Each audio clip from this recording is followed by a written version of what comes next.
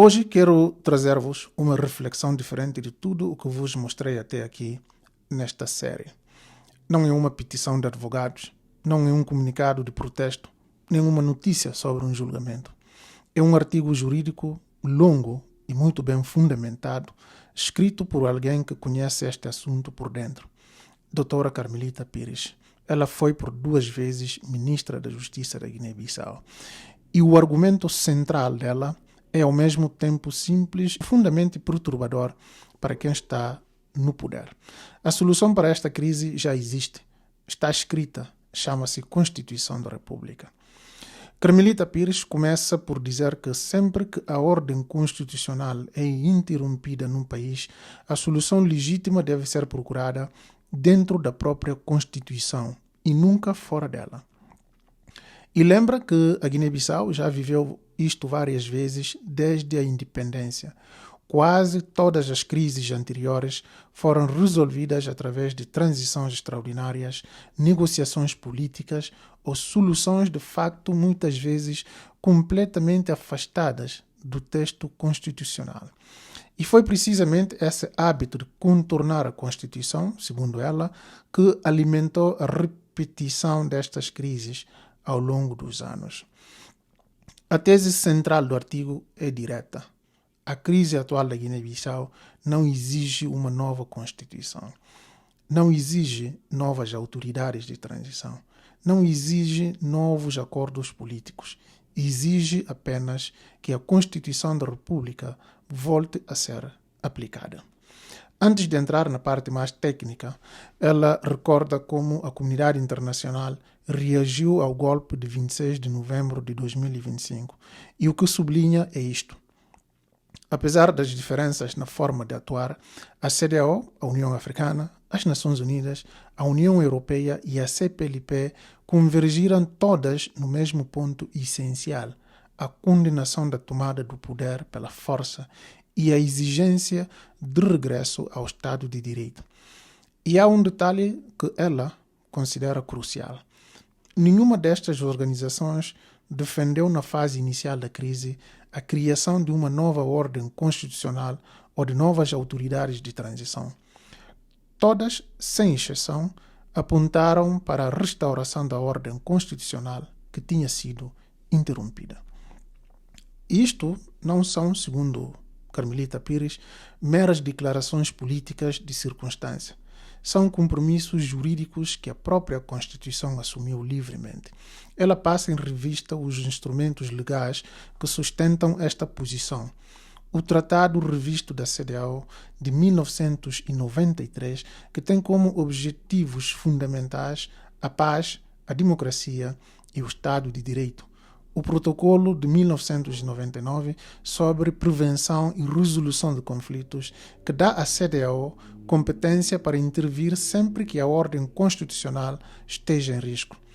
E o Protocolo Suplementar sobre Democracia e Boa Governação de 2001, que exige que o acesso ao poder resulte de eleições livres, justas e transparentes, e que proíbe qualquer forma de aquisição inconstitucional do poder e consagra a subordinação das Forças Armadas ao poder civil. No plano continental, cita o ato constitutivo da União Africana, que rejeita expressamente as mudanças anticonstitucionais do governo. Ela também cita a Declaração de Lomé e a Carta Africana da Democracia, Eleições e Governação, que considera incompatíveis com a ordem democrática as revisões constitucionais destinadas a comprometer a alternância do poder. E sublinha que este último ponto tem uma relevância especial para a Guiné-Bissau, porque uma revisão constitucional promovida por autoridades cuja legitimidade é contestada não levanta apenas um problema de direito interno, levanta também um problema de conformidade com compromissos assumidos perante a própria União Africana.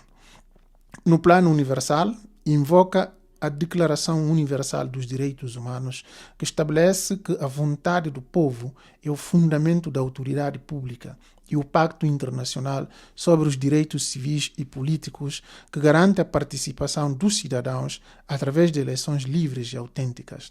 A conclusão a que chega depois de procurar todos estes instrumentos é inequívoca. A aquisição, manutenção ou consolidação do poder fora da Constituição é incompatível com os compromissos jurídicos que a própria Guiné-Bissau assumiu. Depois, o artigo avança para um princípio jurídico que considero o coração de toda a reflexão. O princípio da continuidade do Estado. Doutora Carmelita Pires explica que a Constituição não serve apenas para regular períodos de normalidade. Serve, sobretudo, para indicar o caminho quando a ordem constitucional é interrompida. O Estado, diz ela, não se confunde com quem ocupa temporariamente os cargos públicos. Os governos sucedem-se, os parlamentos renovam-se, os presidentes terminam os seus mandatos, mas o Estado permanece. E é para garantir essa continuidade que a Constituição prevê mecanismos de sucessão e substituição dos órgãos de soberania, precisamente para evitar qualquer vazio institucional. E é aqui que ela fala, ou seja, faz a pergunta mais delicada de todo o artigo. A dissolução da Assembleia Nacional Popular, decretada depois do golpe, eliminou ou não a sua legitimidade constitucional? Na opinião de Carmelita Pires, não. E explica por quê. Num Estado de direito democrático, todos os órgãos de soberania, incluindo o Presidente da República, exercem os seus poderes dentro dos limites que a Constituição estabelece. Nenhum ato contrário à Constituição adquire legitimidade apenas por produzir efeitos políticos ou materiais. Como ela própria escreve, a força dos fatos não substitui a força do direito. E lembra que a própria Constituição, mesmo quando admite a dissolução da Assembleia, prevê mecanismos para evitar qualquer vazio institucional, como a continuidade do mandato dos deputados até a abertura da legislatura seguinte e também o funcionamento da Comissão Permanente.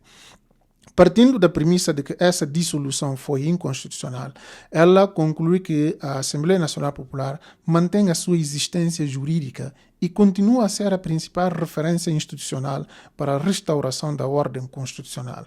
E este raciocínio tem consequências enormes para tudo o que a transição militar tem feito nos últimos meses, incluindo aquilo que já vos mostrei em outros vídeos, como a nova Constituição aprovada pelo Conselho Nacional de Transição e o referendo marcado para 30 de agosto deste ano. Carmelita Pires pergunta diretamente uma coisa. Podem autoridades cuja legitimidade constitucional é contestada promover eleições, rever a Constituição ou convocar um referendo destinado a alterar os próprios fundamentos da República? A resposta dela é não. Não é a eleição que legitima uma ruptura constitucional. É a Constituição que legitima as eleições. E o mesmo princípio aplica-se com ainda maior exigência a uma revisão constitucional. Só pode ser feita nos termos, pelos órgãos e através dos procedimentos que a própria Constituição estabelece. Um referendo conduzido sob autoridades militares ou sob autoridades cuja legitimidade é seriamente contestada não elimina o vício de origem do processo. O voto popular, escreve ela, não tem o poder de legitimar aquilo que nasceu à margem da Constituição.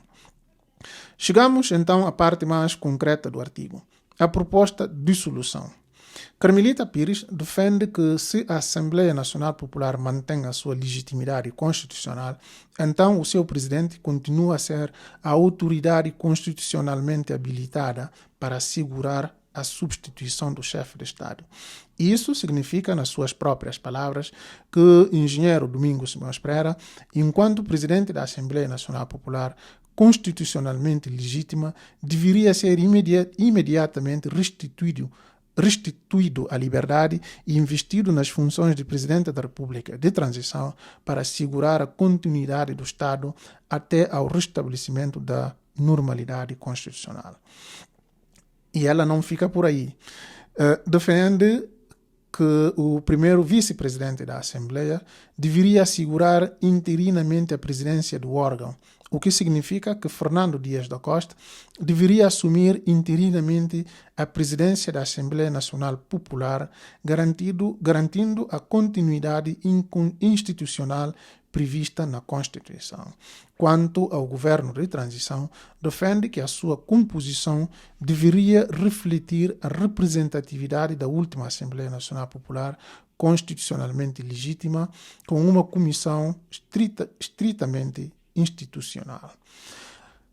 Assegurar o funcionamento do Estado, garantir os serviços públicos essenciais, restaurar plenamente a ordem constitucional, preparar eleições livres, justas e transparentes e transmitir o poder às autoridades democraticamente eleitas. Sublinha que não competiria a este governo promover revisões constitucionais, nem tomar decisões que condicionem futuros governos legitimados pelo sufrágio. E insiste que esta transição deveria ser civil, limitada, excepcional e temporária, cessando assim que tomassem posse as autoridades eleitas. Cessando assim que tomassem posse as autoridades democraticamente eleitas.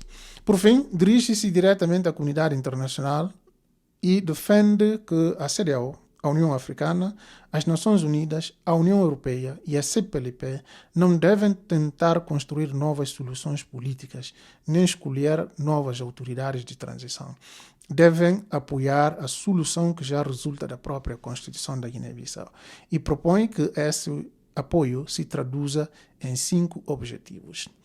Apoiar o restabelecimento da ordem constitucional, exigir o cumprimento das decisões já anteriormente adotadas sobre a Guiné-Bissau, apoiar uma transição exclusivamente civil, acompanhar a realização de eleições livres e transparentes e, por último, prestar assistência técnica, política e diplomática a esse processo. E acrescenta que sempre que persistam violações graves da Constituição, essas organizações devem recorrer aos mecanismos previstos nos seus próprios tratados, incluindo, quando legalmente justificado, sanções individuais dirigidas aos responsáveis por essas violações. Mas talvez a frase mais marcante de todo o artigo seja esta: a Guiné-Bissau não precisa que a comunidade internacional substitua a sua Constituição. Precisa que a ajudem a fazê-la respeitar. E termina com um apelo dirigido, sobretudo, ao próprio povo guineense. Diz que a Constituição não pertence aos governantes, pertence ao povo. E que sempre que a Constituição é violada, quem perde não é um partido político, nenhum dirigente, é todo o povo guineense. Por isso, apela a que a defesa da Constituição se torne, nas suas palavras, a maior causa nacional da Guiné-Bissau e convoca cidadãos, sociedade civil, partidos políticos, organizações sociais e a diáspora a assumirem essa defesa, sempre por meios legítimos, constitucionais e pacíficos. As suas últimas palavras resumem toda a reflexão. Enquanto existir Constituição, existirá República. E quando existir República, e enquanto existir República, existirá esperança. Este é, sem dúvida, um dos textos mais completos que já vi sobre esta crise. Não porque condena com fúria, como outras vozes que já vos mostrei, mas porque desmonta, artigo por artigo, o edifício jurídico que sustenta cada decisão tomada pela transição, desde a dissolução do Parlamento até ao referendo marcado para agosto. E vem de alguém que já geriu a pasta de justiça neste mesmo país por 2 vezes. Deixem nos comentários o que pensam desta reflexão da doutora Carmelita Pires. Deixem o vosso like, inscrevam-se no canal, porque vamos continuar a trazer-vos sempre com a fonte identificada, cada nova peça desta série que é a crise guineense. Um abraço, estamos juntos.